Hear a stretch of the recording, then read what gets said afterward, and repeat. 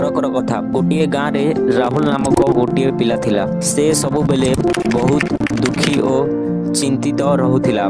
सबु समय ता भविष्यत विषय रे भाबुथिला आउ दिनर आरंभ रे ही चिंता रे पड़ी जाउथिला।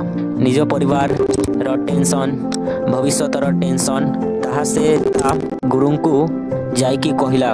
तो ता गुरु सब कथा सुनी कहिले जे तू मो सहित काली नदी पाखरे देखा हेबो।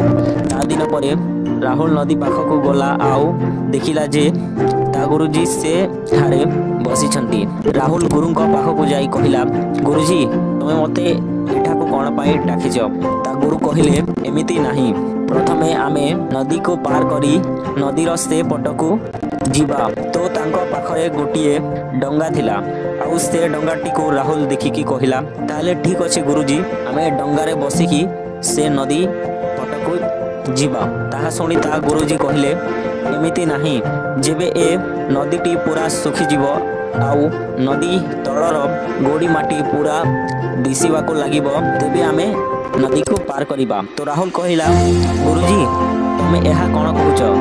जदि ए नदी सुखिले आमे नदी को पार हेबा ताहेले एहा तो केबे भी संभव नुह। तो गुरुजी कहिले, हां एहा ही मु तुमको सिखेबा पाई ए नदी को डाकिथिली। तो समान एपरी आमे भाबो कि जे मु सफल हेई जीवी जेबे तेबे सब समस्यार समाधान हो जीवो। मु खुशी रे रहिबी आ तेबे मु निज इच्छा रे बंचिबी। किंतु यह केबे भी संभव नुह, काहे कि ना मनीष जते भी चेष्टा करूना काहेकि ता जीवन रो दायित्व गुड़िक केबे भी सरिबो नाही। से जदि जेते भी पैसा कमाउना काहेकि ताकू से पैसा कम ही लागिबो।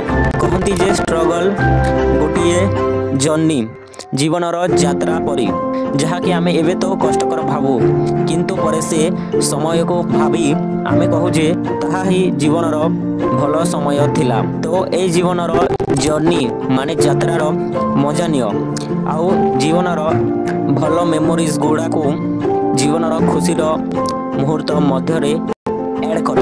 कहीं ना टेंशन प्रोब्लेम दायित्व या तो केबे भी सरिबो नहीं।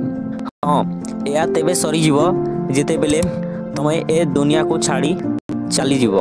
तो ए कहानी को एठी साइबा आशा करूछि तुमको भल लागिथिबो। आ देखाइबो आ गोठिए एमिति नुआ कहानी सहित देखिबा पई धन्यवाद।